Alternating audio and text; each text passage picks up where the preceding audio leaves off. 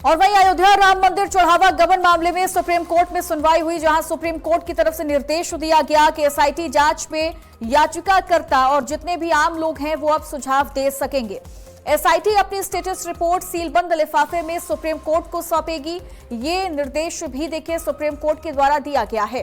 तो बड़ी जानकारी, बड़ी खबर आपको बता रहे हैं। अयोध्या राम मंदिर चढ़ावा गबन मामले में देखिए सुप्रीम कोर्ट में जब सुनवाई हुई तो सुप्रीम कोर्ट ने सीधे तौर पर एक बड़ा निर्देश दिया है कि एसआईटी की जो जांच है उसमें अब याचिकाकर्ता चाहे तो अपना सुझाव दे सकते हैं। सिर्फ याचिकाकर्ता नहीं बल्कि आम लोग भी इसमें अपना सुझाव दे सकते हैं। और वहीं दूसरी तरफ जो स्टेटस रिपोर्ट होगी वो एसआईटी सील बंद लिफाफे में ही सुप्रीम कोर्ट को सौंपेगा। महत्वपूर्ण सुझाव और सबमिशंस कोर्ट के सामने विभिन्न पक्षकारों ने किए हैं। सबसे पहला जो डेवलपमेंट ये था कि एक स्टेटस रिपोर्ट राज्य सरकार की तरफ से फाइल की गई है, जिसको हम लोगों ने निवेदन किया माननीय न्यायालय से, सबमिट किया कि इसकी कॉपी हम लोग को सप्लाई की जाए ताकि उसका कंटेंट हम लोग अवेयर हो, हम लोग को पता हो और उसमें हम माननीय न्यायालय को कोई असिस्टेंस, कोई सबमिशंस हो तो हम कर सकें। हालांकि अभी उस पर कुछ स्पष्टता नहीं आया है। और भी कई सजेशंस हैं, जैसे कि यह पूरा जो प्रकरण की जांच चल रही है वो केवल एक क्रिमिनल केस इन्वेस्टिगेशन का इशू नहीं है।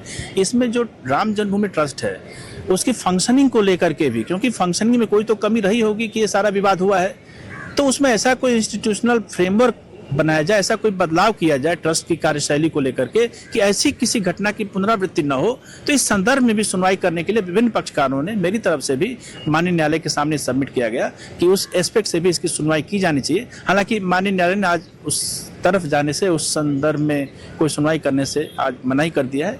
आने वाले समय में क्या होगा वो तो वक्त बताएगा। अभी सुनवाई कब? 3 सप्ताह बाद इसको सुनवाई के लिए निर्देशित किया गया है। 3 सप्ताह के बाद ये मैटर फिर से लिस्टेड होगा आगे की सुनवाई के लिए। स्टेटस रिपोर्ट फाइल्ड है तो माननीय न्यायालय उसका संदर्भ लेगी, उसको पढ़ेगी, पढ़ करके जो भी उचित ऑर्डर होगा, अगले डेट पे भी विभिन्न पक्षकार है, सरकार है, जो भी सबमिशंस करेंगी उसके आधार पे माननीय न्यायालय आगे की कार्रवाई इसमें करेगी। राम मंदिर चढ़ावा चोरी मामले में आज सुप्रीम कोर्ट में सुनवाई थी।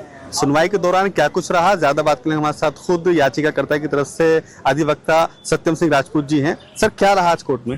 देखिए, आज कई सारी चीज़ों पे बातचीत रही, जो है आर्गुमेंट रहा। उसमें हमारी प्रमुख डिमांड थी कि जो डोनेशन है उसको पब्लिक किया जाए। दूसरी सबसे बड़ी प्रमुख बात ये थी कि हमारे मैटर में या तो रिप्लाई फाइल किया जाए या जो एसआईटी का स्टेटस रिपोर्ट है उसको हमें सब पब्लिश सर्विस दिया जाए, क्योंकि जब तक वो दिया नहीं जाएगा तब तक हमारी तरफ से किसी भी तरीके का रिप्लाई फाइल करना या सजेशन फाइल करना ये अपने आप में जो है टफ है।